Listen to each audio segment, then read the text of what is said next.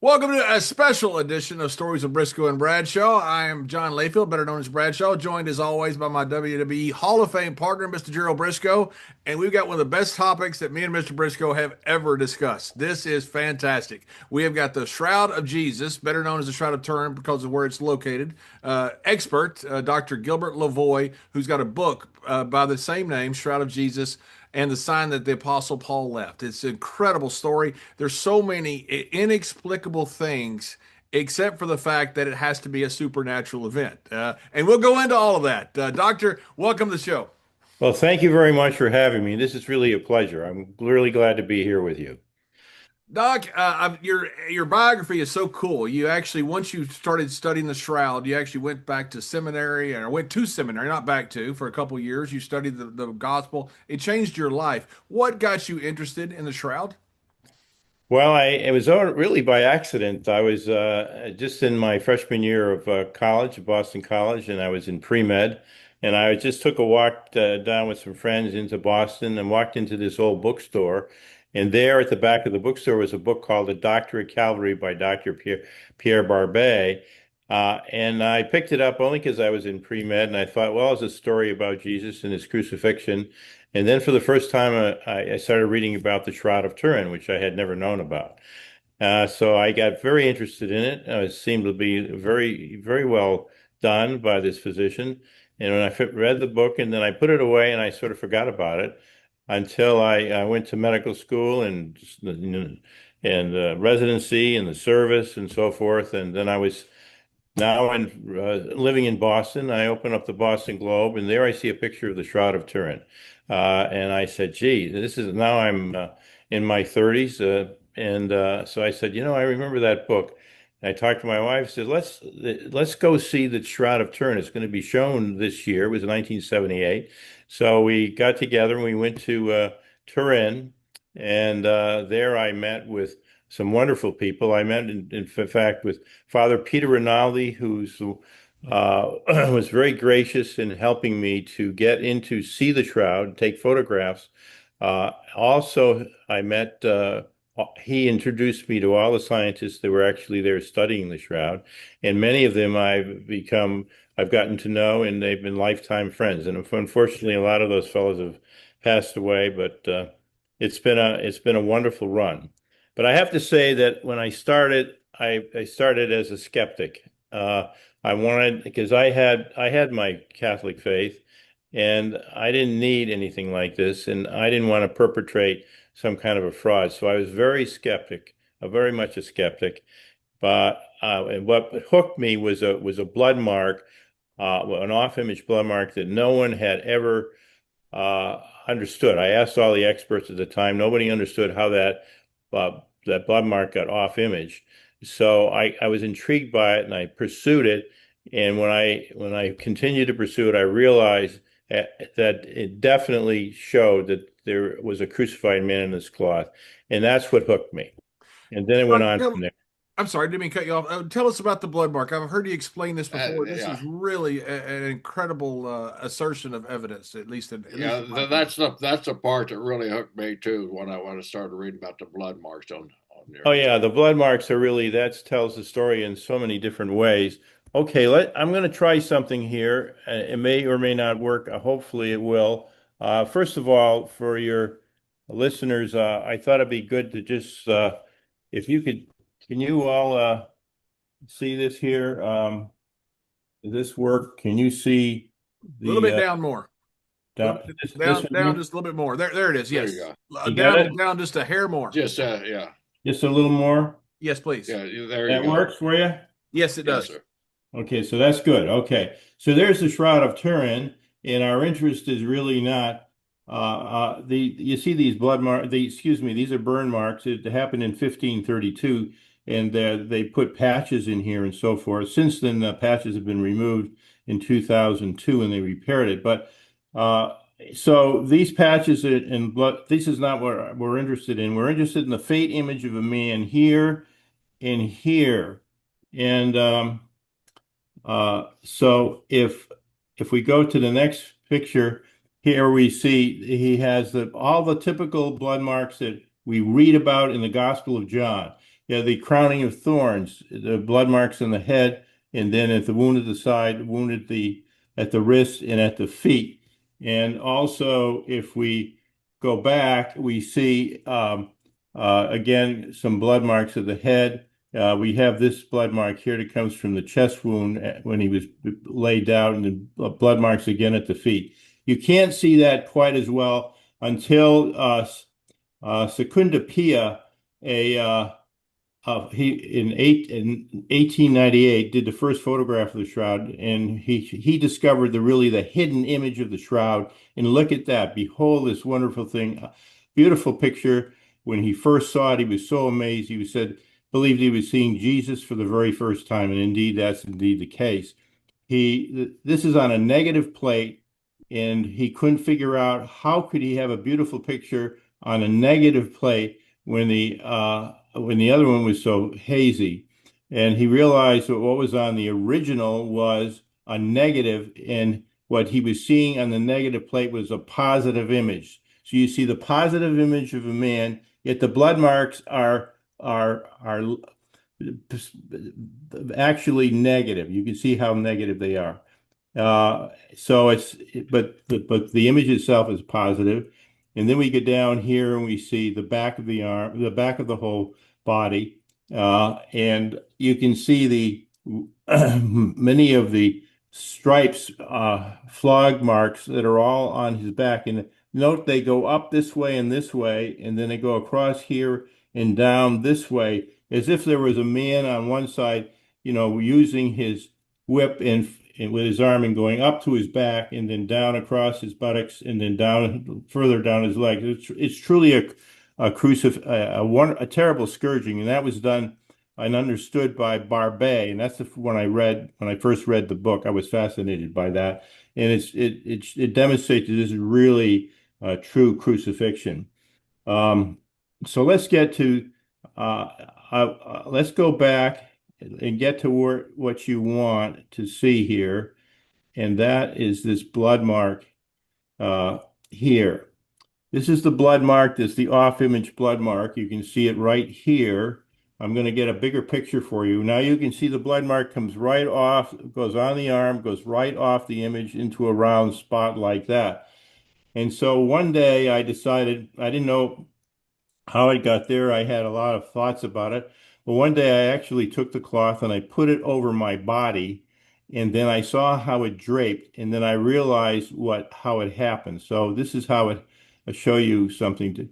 So we did a transparency, a tracing here of the blood mark, and then it was placed over a volunteer, as you can see, and you see the blood mark sort of disappears here. This is his head and his hands here, and that blood mark disappears. But if you look at the side, you see the blood mark comes along to the back of the upper arm.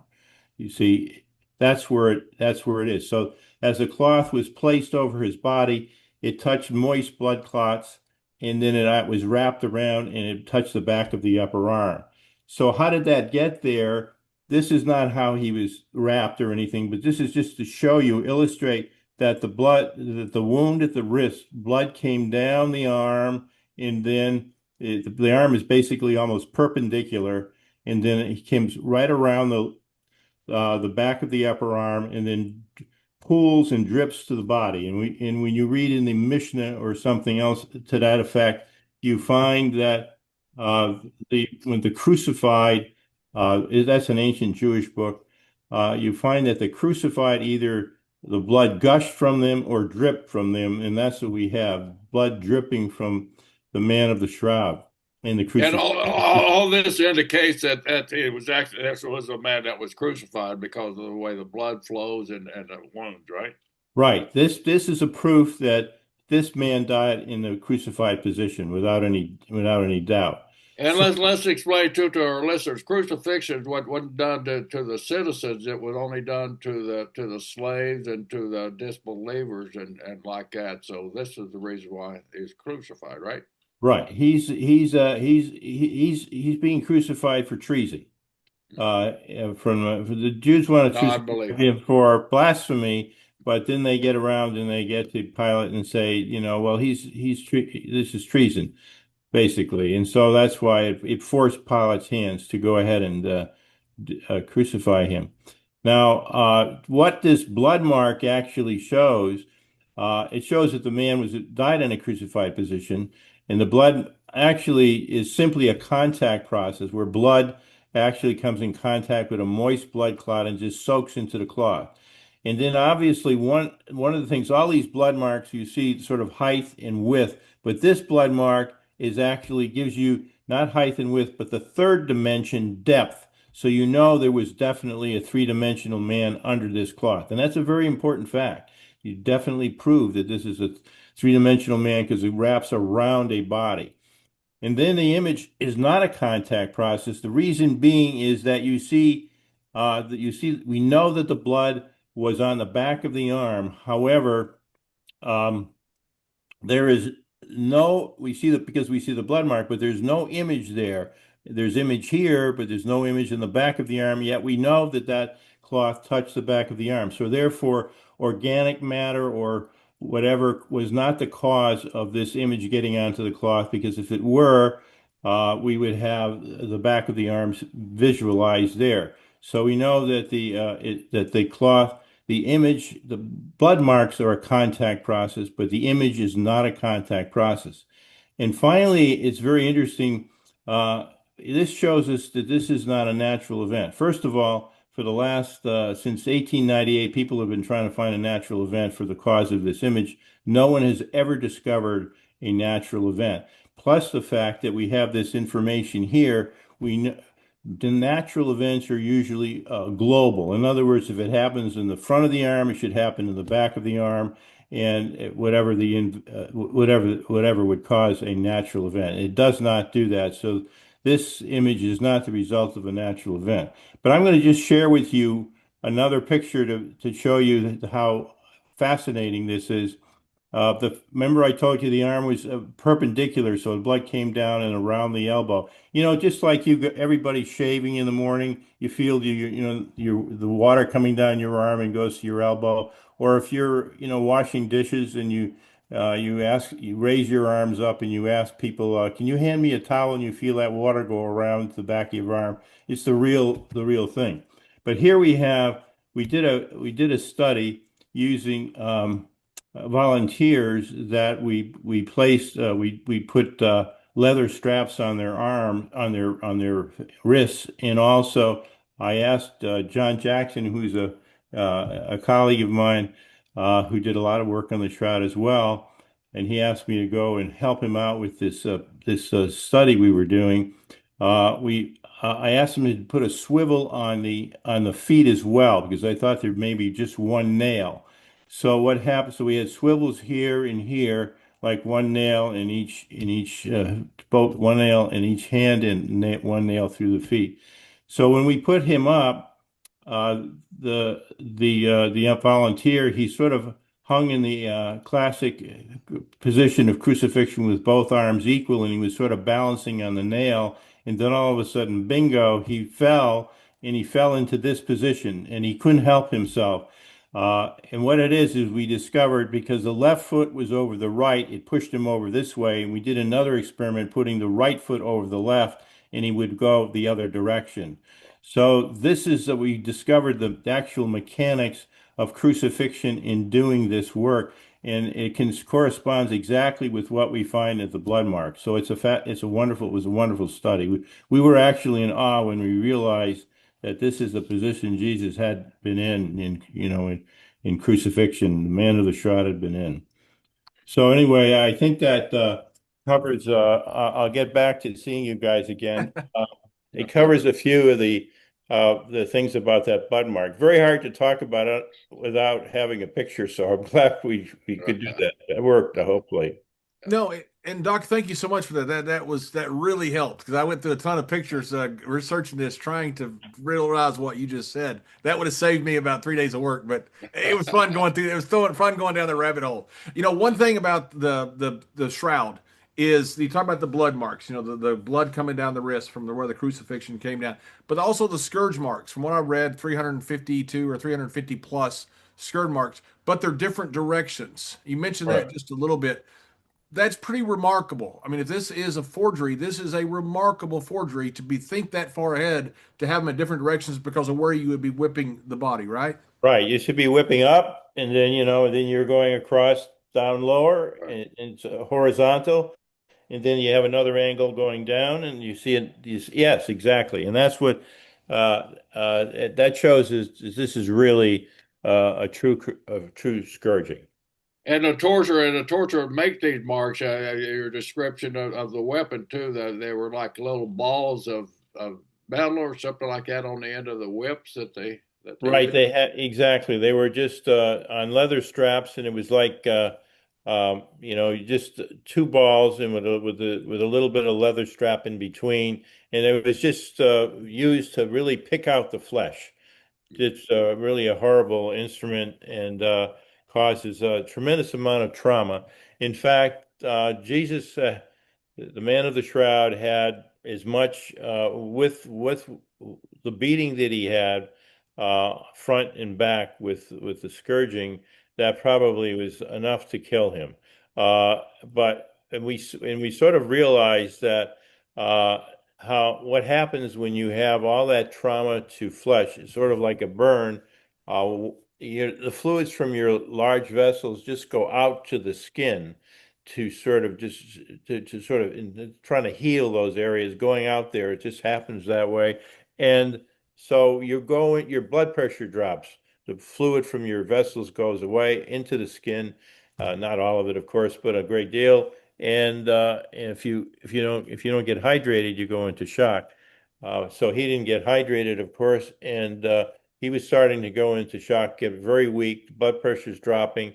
So that's why we have the stories of Jesus being helped along the way, and not because they were nice people. The soldiers they had a job to do. They didn't want him to die on the way. They wanted to be sure he would make it to get crucified, and that's why we see that he actually died much earlier than the other two that were uh, placed on the cross with Doc, him.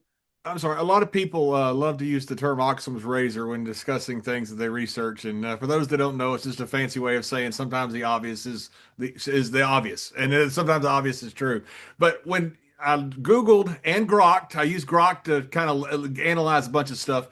They both came up with the same assumption. When you talk about the negative image, and you look at all the things that it could possibly be. If you use the hypothetical and you said, okay, forget about anything that it was, forget about this might be Jesus, think that the supernatural was in play. Grok and Google both came back to me and said the only thing that rationally will explain this is supernatural because this has never happened before. It's never happened again. It happened with one shroud that was supposed to be with Jesus, which doesn't seem to be too much of a coincidence. And all the nuclear bombs that have gone off in the world, we haven't seen the same thing since. So this negative image to me was the most compelling piece of evidence that I saw that made me want to say, you know what, supernatural seems to be the only natural explanation. For you, was is that important to you, the negative image? Well, I think that you've hit the nail on the head with regard to that, and that's what actually brought everybody to come to study the shroud. Because before that, we didn't hear very much about it. But in 1898, when that information was discovered, that went around the world at that time. People were fascinated by that, and a lot of scientists got involved and started to study this. And that was the beginning of the study. That phenomena itself is just incredible. I agree with you 100%. That's in fact, I have to say, photography is the very best study instrument that we have to study the shroud, because there we really start to see the body, the form of the body. We see it. We actually can see it in the negative.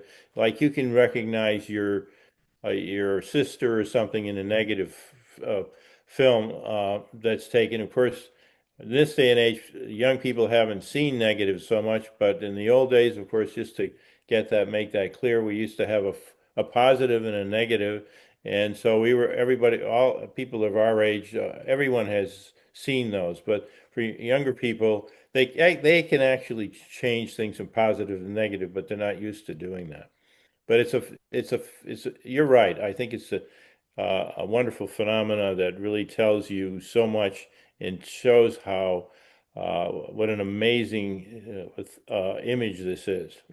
And not only Doctor, underneath go ahead, John. medieval technology, but under current technology. I know we just had a gentleman that just tried this, didn't come up with quite the same type image, but came up with something kind of close, not the blood and not several different things, but got closer than anybody had. But still, we haven't had technology this entire lifetime of this world that has been able to replicate this, right? So this is That's the only exactly time this right. has been done. This is the only time this has been done, as far as we know, in history.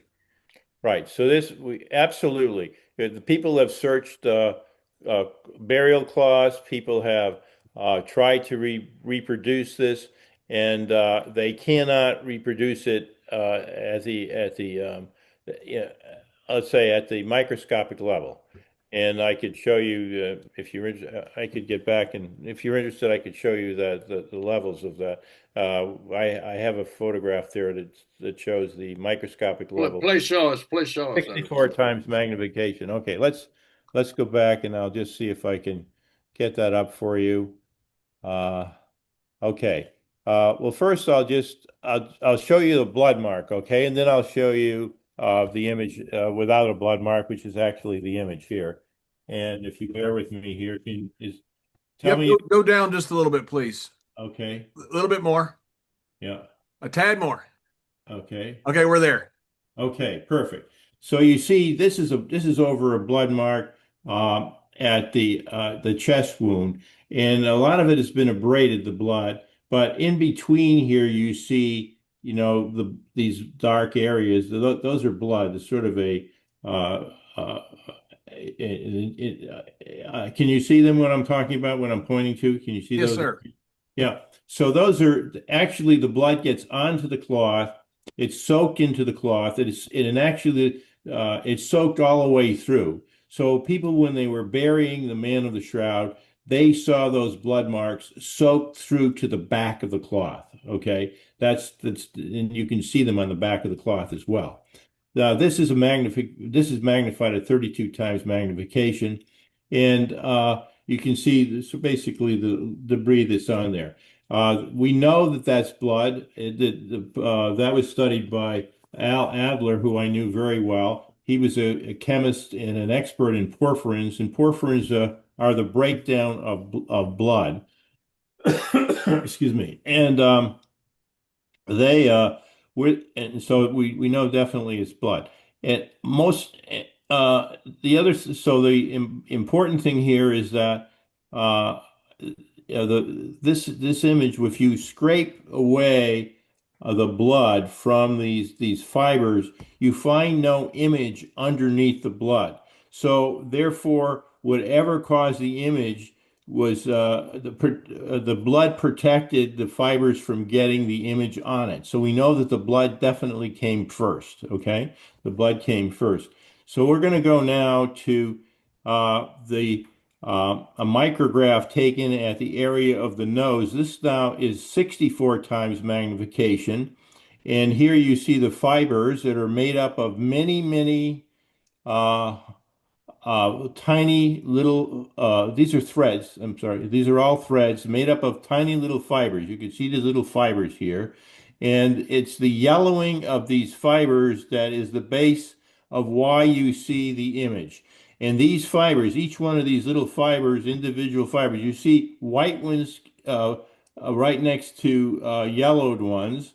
And these fibers run only one fiber deep, maybe in some places two fibers deep, but mainly one fiber deep. And these fibers, the width of these fibers are way less than the width of the hairs on your head, very tiny. And the if you follow one of these fibers underneath the thread, you find that it turns white right away. Therefore, no wicking of material like stain or whatever could have caused this. And also, if it was a a liquid of some kind, it would have soaked through to the back as well. But we don't find any of that. It's only in the topmost fibers.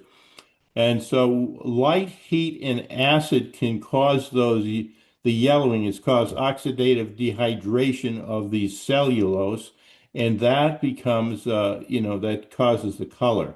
Now, on the outside portion of those fibers. But no one has ever reproduced the shroud at this microscopic level. I mean, this is what I'll get back to you here. No one has done that. It's unique in the whole world. So with all the technology that we have today, no one has been able to do that. And Doc, why is the Catholic Church reticent to acknowledge this as either authentic or inauthentic, and are allow more scientific testing on it? I know they had some recently with the WAXS. I'm not sure how you pronounce the acronym. Recently, 2022. But why are they not? Why do they seem reticent to get behind this more? Well, first of all, they got stung when during carbon dating date 1988. To be very frank with you, and that was very obvious at the time. They the scientists that did the carbon dating, for example, they were supposed to have first of all, they were supposed to have a blind study. In other words, they didn't know which they were given some other examples, and they were not supposed to know which one was a shroud. And they were then told which one was a shroud. And then they were supposed to not have it.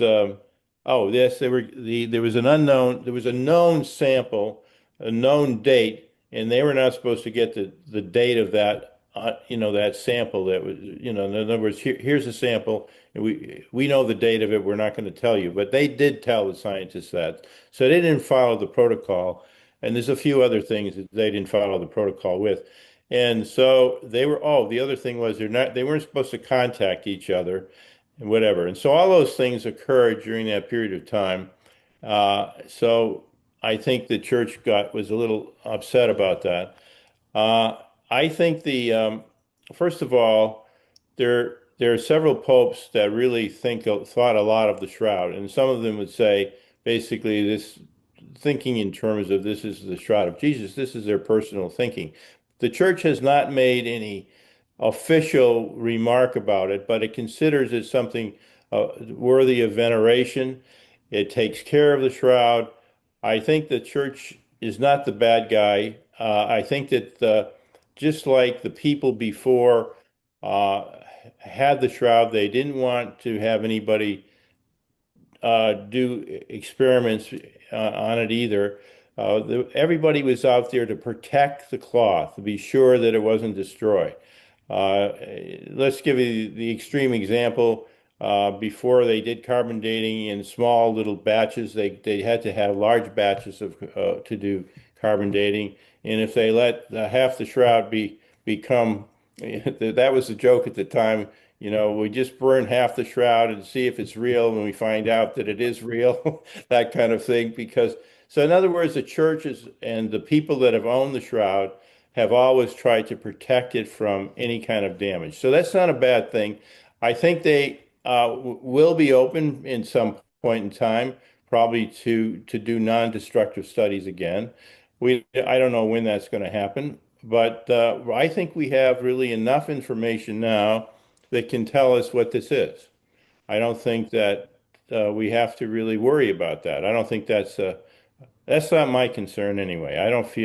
I feel that the data is there, it's in, and it tells us who was buried in this cloth. Doc, what makes the Shroud of Turin the most accepted shroud out there? Because doing research, I discovered I didn't know there are so many other shrouds out there. What makes this one so special? Well, it's so special because of all the things we've been talking about. The fact that we have a negative, an image that it's a negative, it becomes a positive with photography. The fact that the technology of how this was actually placed on the cloth is unknown and can't be reproduced even today. So there's nothing like this around. This is a unique item, as you all said at the beginning, and John laid out that this is unique in the world. It was unique in the world in 1898, and it's still unique in the world in the 2025. So it's and nobody's been able to reproduce it. They've done some studies with UV light and so forth. Lazaro, I know him, and he, can reproduce the color if you use ultraviolet light, very quick and very high intensity. That can be reproduced. They say the power that's necessary to do that, it just doesn't exist. We couldn't reproduce that, and so it makes this whole thing very unique in the whole world, in every single way that I've mentioned. And in my book, The Shroud of Jesus, it's sort of laid out. Doc, Yeah, when does the take. Shroud first came into view, debuted, or for lack of a better term, 1354, you had some real skepticism at the time. The Bishop of Troyes, Henry Poitiers, was one that said he knew the guy who painted it. In fact, Right, Pierre Arquès was the one who's the second Bishop of Troyes after Poitiers that wrote to the Pope Clement, and Clement refused to rule on it, just said, "Hey, it's a item worthy of worship, or an item worthy to expand your faith." Oresme was a bishop and a historian; both said it was. It was almost 100% one way. What do you say to that about history? That this shroud had disappeared for 1,300 years, and I guess it disappeared, and then all of a sudden comes into public view, and the bishops at the time that were from there near Lyrie both said that they did not believe it. well. There's all kinds of there's all kinds of things that were going on. They were, I guess, in Leary they were doing very well, and they were probably making money on people coming in and seeing this cloth and so forth. And so there might have been a little jealous. I don't know. I don't. I'm just sort of speculating here the possibility that certain jealousy of whatever, that they're going to his church rather than my church and all of that. Uh, these arguments have been going on forever. I think that I don't get too involved in them because I feel, not only feel, I see for myself from the work that I've done that the shroud itself tells us what this is about. You don't have to go and get into the that we do have history. I should say there's no question between the century 1 to 13. Actually, there are places where we do get some information and at least legends about this cloth. So there is something going on, and there's some pretty good data that brings us back to historical data that brings us back to Constantinople. When I first started studying this cloth, I went to a gentleman who was an expert. I was at Harvard, and he was an expert in icons. And so I said to him, was this a painting or what is this? And he said, "This is not a painting. This is unique in the whole world. And for us group of specialists who deal with icons, that the shroud is we consider it the shroud of Constantinople. In other words, they had enough history that brought them to believe that this actually came from Constantinople. And he was an expert that spent a lifetime, in that work." And Doc, when you talk about no, there's no painting, there's no brush marks on this, there's no painting, there's no dire marks on this. Nobody has been able to figure out how this was done if it's not, again, Occam's razor, a supernatural event, right? Right. No one knows how this was done. The truth of it is, and I knew Al Adler and I were good friends. He did a lot of the chemistry of the study of the shroud. All the things that you just said. There's no paint, dye, or stains on this cloth at all. There's basically the The coloring is the oxidative dehydration that I mentioned, could be caused by acid, heat, and light. But so that's all we've got there. So it's and how that was done. Uh, for example, I think it's very interesting that the shadowing. I mean, when you see an image, why do you see the image? Certain areas have to be darker than other areas, right, to create an image. And what we have here is it's like a sense of each fiber is responsible for the colored fibers are responsible for giving you the image. So what it is like think in terms of a print. If you want to have an area darker, you put in more dots. In this case, if you want an area darker, you put in more fibers. Now, who is able to do that, and how is it done? That's the remarkable thing about this cloth. So, And the shroud also, doctor, I was reading that, you know, the way the body's laid out, and the images on the shroud give the indication of a guy laid out because, as you explained in one of your research papers, the back and the buttocks are flat there, and that if it was a painting or something like that, it would not have that image. Is that correct? Thank you. right. So we're into now. That's good. Okay. We're getting into something work that I've done again and that's the study of the image. Basically, what we have is the blood marks on the cloth are consistent with a man who was crucified. That man was then taken down and laid on his back, supine, and then the on one end of this cloth, and then the on the other end was placed over his body. And so the clots, I mean, excuse me, yeah, the blood clots that were on the body, they were still moist and they soaked into the cloth. Okay, I have a whole chapter on that and the timing of that and so forth.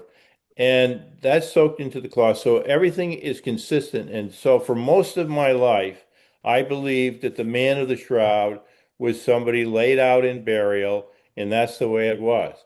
Until all of a sudden and actually I got to the point where even though I had studied all of these blood marks and studied the shroud for quite a few years, there was even though this was a fascinating image that no one could understand how it got there.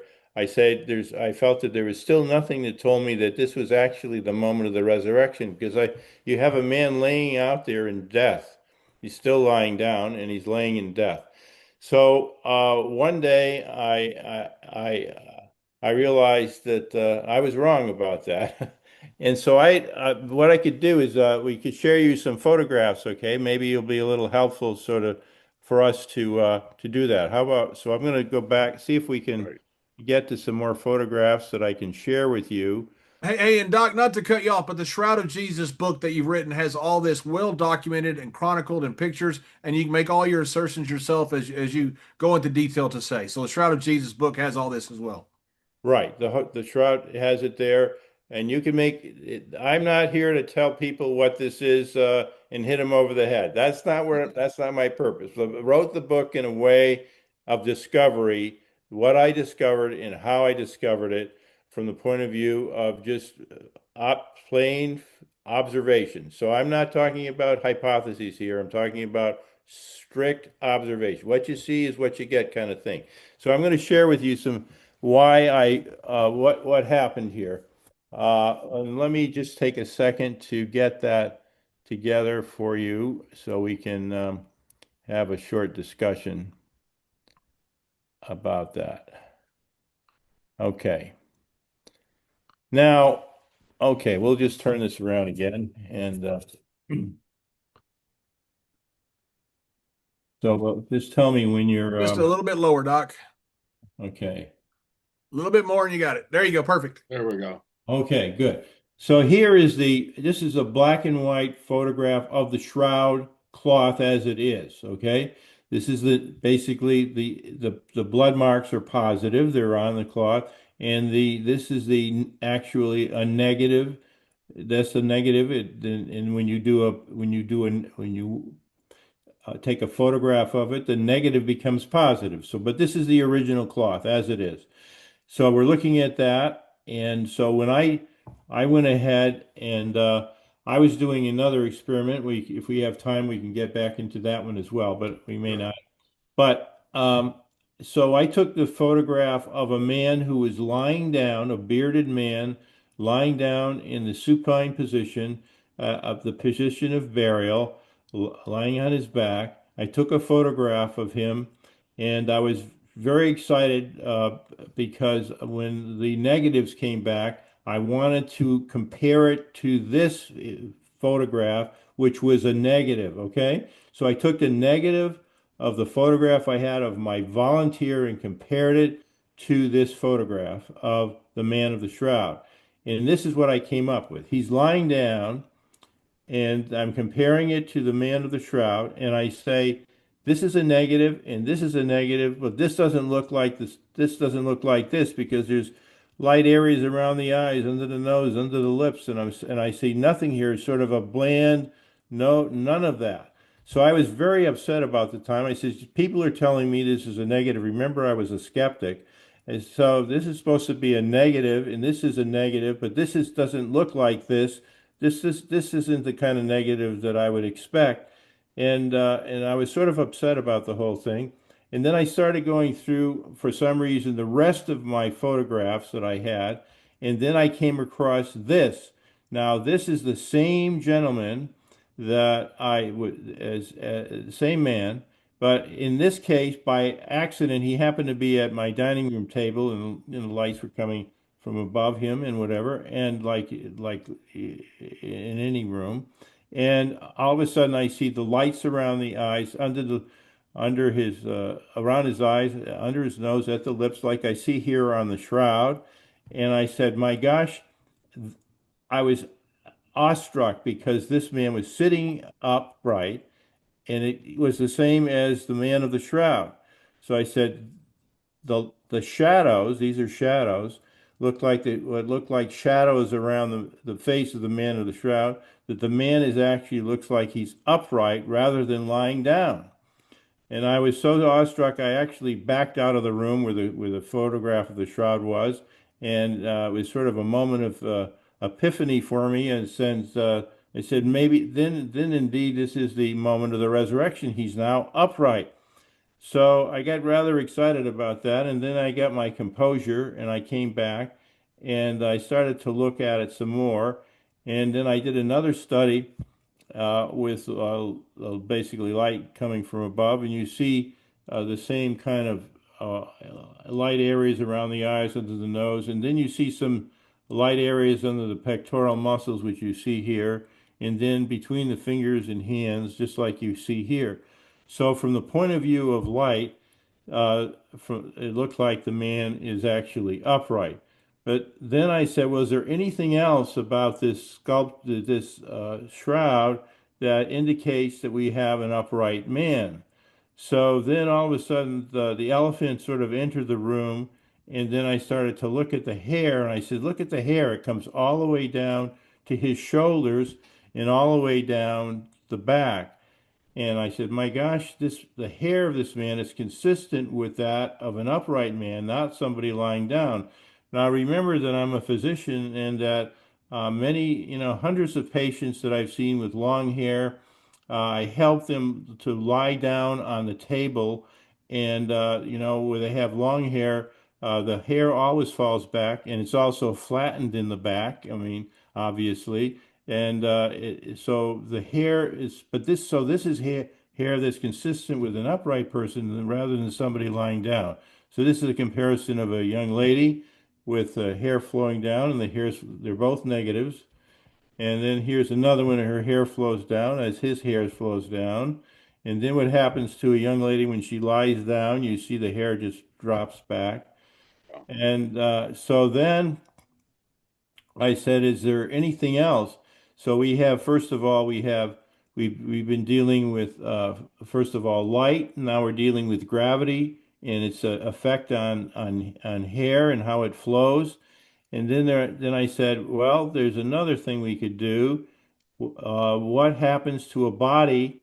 Here, just let me show you this. You see this is actually the sculpture we did. We mentioned it, earlier on that we did a sculpture. This is at the St. John Paul Shrine in Washington, D.C. And you see how the hair flows down. We worked on this. It was a 3.5 year project with uh, uh, Pablo Eduardo, a well-known international sculptor, a master of art anatomy, who agrees with me totally that the man is upright. You see how his hair flows down. See the shadow here? The shadow is coming in. There's also a shadow here. The sunlight is coming in this direction. You see the shadow along the side of the face there? Yeah. Okay. Just like here, just like here. It's Right. interesting. Right. Now, so anyway, then I decided, so gravity plays a role with hair. It also plays a role with body form. Now, this is actually a drawing of a man who's upright, and you see his form is rounded and so forth as one expects.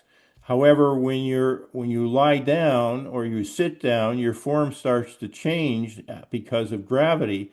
Now, the next you're going to see this man, the same man, is now laying on glass. So just imagine you're looking up as if you're looking up at the ceiling, and he's laying on glass, and you see you're looking at him from below, and you see what it does. It flattens out the back, the buttocks, and so forth, and the hair. So this is what a man would look like with lying down.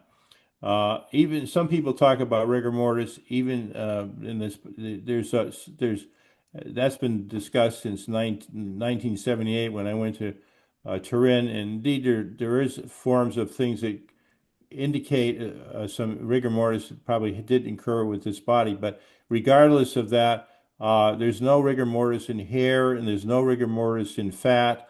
It's only in muscle, and you still would have some flattening and so forth, but you don't on the shroud, because this is the shroud. You see the hair falls down very nicely. The back is not flattened. The buttocks aren't flattened. This man looks like this upright man. There you have it. This is the man of the shroud is not lying down from the point of view of the anatomical uh, uh, roundness of his body. He's consistent more with an upright man. In this case, he's upright, but he's sort of lifted up, like lifted up in crucifixion. So the image of the upright, so you see here the hair falling down, the shadows on the body, the hair falling down, and the anatomy of the body. So we have an upright man whose hair falls to his shoulders and his feet do not touch the ground, just as if almost that he's almost in the crucified position, except his arms are brought down. Upright man. So okay, that's why we came to the conclusion that the anatomy and light through gravity and through light, that the man of the shroud is upright, and that's why we went ahead and produced these sculptures. One being in Washington D.C., as I mentioned, the other being Ave Maria down in Florida, and we're doing some more as well. Doc, what year was it that you came to that revelation? Well, I came to that revelation probably well over 30 years ago. And gradually over time, it just developed. In other words, I started with the light and the hair, and then later on, I said I did the back, and it's just sort of the whole thing developed. And what what we see in this last book is what took, it took a lifetime to get to where we are. It's just a gradual understanding of a situation from the point of view of medical forensic observation to come to the conclusion that this is that of an upright man. And then that, because I realized that he was upright and he wasn't standing, in other words, the feet are crossed, therefore, he wasn't standing. And so I said, what am I going to do with this image? I remember at the time, I said, what am I going to do with a man who is up in midair? In fact, I was rather upset. I was thinking, well, he should be standing. Why isn't he standing? He's not standing. He's literally. So I didn't know what to do with that, and I didn't know who to ask. So I decided to go to the Bible, and that's why I went in. I actually took 2 years of graduate courses in a seminary in the Gospel of John. I got well, actually, the New Testament and the Old Testament, and then I realized the Gospel of John really had the story, and over time. I studied 2 years there, and then I studied intently the Gospel of John for 10 years, and then started putting things together, realizing that John was not only talking about all the blood marks that were consistent with what we see in the shroud, but he was also giving us the message through his a certain technique. He was tying together uh, you'd find in the book, we can't get into all of that, but it's just a remarkable, fascinating thing that he ties the tomb story to the death scene and also to the cleansing of the temple. And through that, he tells you what he saw and believed, because in everybody knows the story that are interested in the fact that when Mary Magdalene came to the tomb, saw that it was open, ran to John and Peter, and then the beloved disciple, I should say, and Peter, and then they ran back. And John looks in, he sees the linen cloth. Peter goes in, he sees the linen cloth. Then John goes in, he says, he saw and believed. But there's no object to his words. He saw and saw what and believed what. He doesn't tell us that, but one thing he does tell us, he says, as yet we did not understand the scripture that he was to resurrect. And so he's telling us there that it isn't resurrection that he's into right now. He saw something and he believed something, and what was that? And so uh, when you get to the death scene, John is describing Jesus on a cross. He's dead. He's up. He's been his legs aren't broken, so we know that the legs aren't broken of this man. He has his wound. He has a wound at the side with blood and water coming out. You find that on the shroud, and then you see that a man who's on the cross. He's upright. Hair falls down to his shoulders. Feet do not touch the ground. And John was literally describing, except for the arms folded, what's on the shroud. Then you get to um, um, the cleansing of the temple. In all my life, I thought, the Jews in authority asked Jesus for a sign because of what he was doing. He was sort of knocking off the money changers and so forth, chasing out the animals. And I thought that's why they asked him for a sign. But so there was a much more important reason they asked him for a sign, because Jesus stated at that time, stop making my father's house a marketplace. And when he said my father's house, this is only in chapter 2 of John, he was announcing to the whole world for the very first time that he was the Son of God. And that's why the Jews were very upset about the whole thing and wanted a sign for his. Why, what right did he have to say that he was the Son of God? That was basically it. Because we find out in chapter 5, he uses the same words and they want to kill him for blasphemy. So, so Jesus is making the comment that he's the Son of God. They're asking him for a sign, and Jesus gives them the sign. And the sign is, destroy this temple, and in 3 days I will raise it up. And that's exactly what you're looking at. You're looking at the body of a man who's been totally destroyed, and he is raised up. And that's the sign that tells the world that he is the Son of God. Doc, you have been so generous with your time, and the book, The Shroud of Jesus, just a remarkable study. And again, you go through it and you make your own assertions. You've done a great job with that with your pictures and diagrams, and people can make their own decision. But That's right. I want to ask you one of well, maybe a couple of things. I'll ask one question, two questions together. Uh, Sure. John talks about placing two things of linen separately. It's assumed that one is the Sudarium Ovietta, which is the head cloth that has been found. 1614 was first debuted, but that and also the shroud had blood on it that was both AB and DNA test, from what I read, that was a Middle Eastern man. Also, pollen spores. This is why I'm blending two questions together to get them together. Pollen spores from the Middle East. So the idea is that if you're making this dramatic fake, it's pretty remarkable that in 1300 you would get pollen spores from the Middle East to bring over to make part of your fake, or blood from the Middle East, etc. Well, you've done a beautiful job of giving that history, and because what you're right. And I met with Dr. Max Fry in 1978, and he's the man that did that work. He spent 5 years of his life. He's telling me, I can see him here, and so he's given the cloth an itinerary, bringing it to Jerusalem. That's a wonderful thing. That's also found in my book, and the uh, so there's no question that as far as time and place, we have it. There's other stories that are other parts that are thing. There's also a stitching of the cloth. There's a big long strip at the bottom of the cloth on the side, whole side of the cloth, and the stripping there's a stitch there. And I knew Flurry Lemberg. She's the one that did all the work in 2002 on reparation of the shroud. And that stitching is unique in the world, and it has only been found in Masada, which is only a 2 day walk, 2.5 day walk from Jerusalem, and that's where that stitch. It's the only place they ever found that stitch. So and the Masada was destroyed in 74 AD. So that brings the cloth almost time and place where it's been. It's there's so much going on there and I do have that particular history in which you've talked about in the book, but we can't touch everything. There's a lot No, of no, other no, we can't, things Doc. I could I'm so excited we to could have you spend on. a few more hours here talking. Oh my goodness, Doc! I called Mr. Brisco this morning. He hired me 30 something years ago in WWE. He's been my friend for a long time. I called him this morning.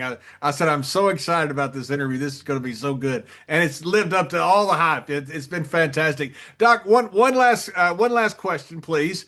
The AB blood, the blood that's on the cloth. If this is indeed the shroud of Jesus, which again, Oxum's razor. It says sometimes the what's obvious is what exactly was what it is. That's the blood of Jesus Christ. That's pretty remarkable. Well, I think what's so remarkable about it, some people will argue now that AB blood, that there can be contaminated, blood can be contaminated with certain bacteria and give you the same the evidence. So I just wanted to mention that. But likely it's AB blood. But the fact is that there is that concern that's been brought up recently. But what is so remarkable about that blood is that that blood flows. There's a chapter in the book talking about the burial, Jewish burial, and everybody should read that particular chapter because it talks about that the blood that flows at the time of death, and that's what we see on there. In other words, the rest of the blood dried, and what we see that actually transfers to cloth is the very last blood flows of Jesus, and that occurred at the time of his death. And that, from a Jewish perspective, is considered life blood, the blood that flows at the time of death. It has to be a certain quantity, and that it happens at that time, at the time of death. That's considered lifeblood, and lifeblood is considered the blood of atonement. In other words, atonement for sins. And so that blood that we see in the shroud is Jesus's blood, the blood of atonement for sins. That's what's so remarkable about that blood. And you went into this a skeptic, Doc, and it changed. It seems that it changed your life, right? I guess it has. Yeah. But in a good way. That's a good In thing. a good way. It was a good thing. It was a good thing. It's been a wonderful and joyful. I think the most important thing about this is the joy that really here, because the upright man of the shroud tells the world that this event really, really happened, the resurrection and ascension back to the Father. That's what that's about. And that not only does that, it tells us that this is the an image that tells us that he's the Son of God and he's also the bread of life. And that's all in chapter 6. And that's all part of the book as well. We can't get into that today. No, I'm not no. going to get into that today. The book is The Shroud of Jesus. It's Dr. Gilbert Lavoie. Doc, thank you so much for joining Thank us. you. Oh, it's been really great. Thank you so much for the opportunity. You guys are Thank you. great. It's Thank you, wonderful sir. that you do this. And I'm sorry I didn't miss you in I missed you in your wrestling days. I would have loved to see you do a little wrestling now and then. That's great. You're both wonderful people, and it's been a real pleasure to be Thank here. you. Thank you.